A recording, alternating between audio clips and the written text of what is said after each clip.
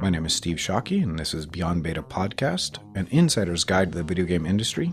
The idea for this podcast spawned from a book I'm writing on video game history. As I was interviewing people, I quickly realized that there was too much information to fit into the book alone.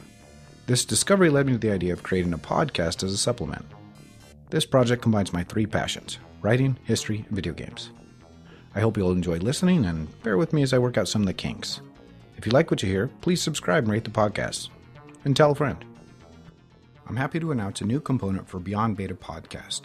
As many of you know, I've been an esports fan for a number of years now.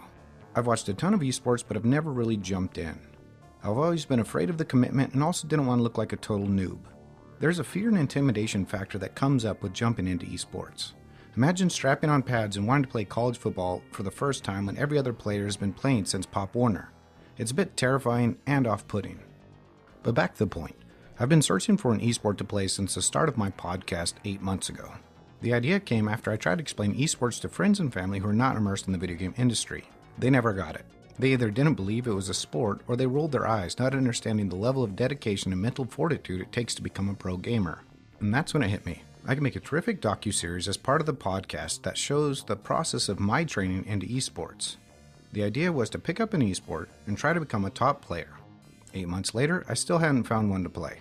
I had 3 contenders: League of Legends, Overwatch, and Street Fighter V, which are 3 of my favorite games to watch, but I still wasn't sure. That changed at Get Smash 2017, hosted by 8-Bit Esports. The Smash Brothers community was vibrant, supportive, and exciting, and that's when it hit me. I would focus my attention on Smash Brothers 4 for the docuseries. The event had reignited my love of Smash. I had played a ton of hours on the N64 version, but that was well over a decade ago, and I was nowhere near a competitive player even then. So how could I overcome that? How could I really represent what it was like to become a pro gamer? Well, my plan is simple. Train with the best players in Las Vegas, both amateur and professional, find a coach, and analyze the pro gamer's process and strategies. I will look at the game like a true esport professional does. But my first obstacle was to reach out and see if the community would accept me and my series. Luckily, they welcomed me. Maybe not in total, but many of the players I spoke with appreciated me taking Smash Brothers, the FGC, and esports seriously. My goal is to spend the bulk of my time in Las Vegas training for 1 year and document the entire process in a new series called Beyond Beta Podcast, The Road to EVO 2018. But why am I telling you this? The reason is twofold. 1, I hope you'll follow the docuseries. It will be on YouTube, the Facebook page, and on the website. And 2, we're going to reduce our normal podcast release dates from 4 times a month to twice a month.